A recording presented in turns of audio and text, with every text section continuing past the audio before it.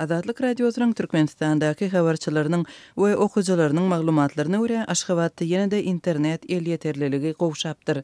Aşgabat internet düýpden durdy. Vilayatlardaky ýagdaýy göz öňüne getirmek kyn. Diňe bir erbetdäl her aýda 150-200 manada durýan tölegine görä hili diýsen aýylgan çimende altyn asyryň 200 manatlyk we aştugynyň 250 manatlyk paketleri bar.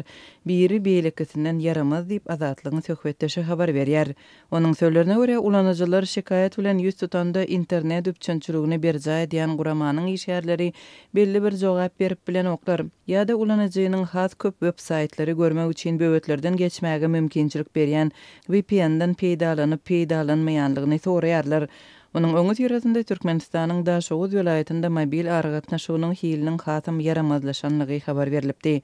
Azatlyk radiosu bilen söhbetdeş bolan internet ulanjylaryň pikirine görä, Türkmenistanda internetiň hiliniň pesligi diňe bir ýerli aragatnaşyk ulgamynyň tehniki mümkinçilikleriniň çäkliligi bilen bagly bolman, hem häkimetleriň ýurduň ilatynyň maglumat ýeterliligini çäklendirmek boýunça çäreleriniň netijesi bolmak ehtimal. Olaryň muny bilgeçliğin edýänligine meňzeýär maglumatlaryň ilad üçin el ýeterli bolmazlygynyň olar üçin bähwitli bolmagy mümkin. Bloklardan geçmek üçin VPN ulanmaly, emma şeýle haýyl internet bilen bu da mümkin däl diýip Azatlyk radiosynyň Aşgabatly söhbetdeşleriniň biri aýdýar.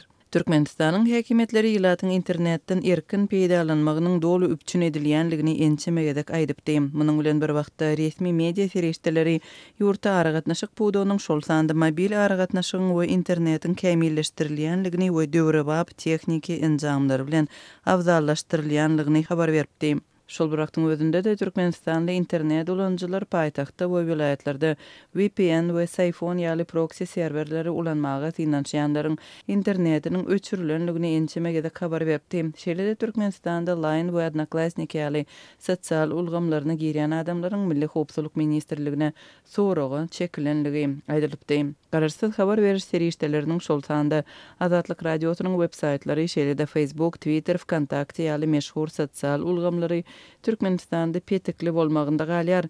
Geçen aýda adam hukuklaryny goraýjy Awrely Human Rights Watch guramasy öz ygtybarly çeşmesine talgylanyp Türkmenistanyň öýjükli we Sputnik aragatnaşyga gözükçülük etmek we peteklemek mümkinçiliklerini berýän tehnologiýalara gyzyklanma bildirýänligini habar berdi.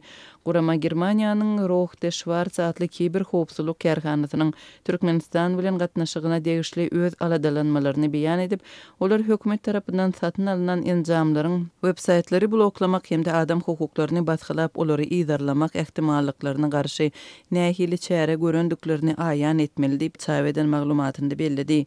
Türkmenistan dünýäniň iň ýapyk we öz ýyladynyň informasiýa el ýeterliligini, söz hem metbuat azatlygyny iň berk çäklendirýän ýurtlarynyň biri diýilip halkara hatabatlarynda bellenýär.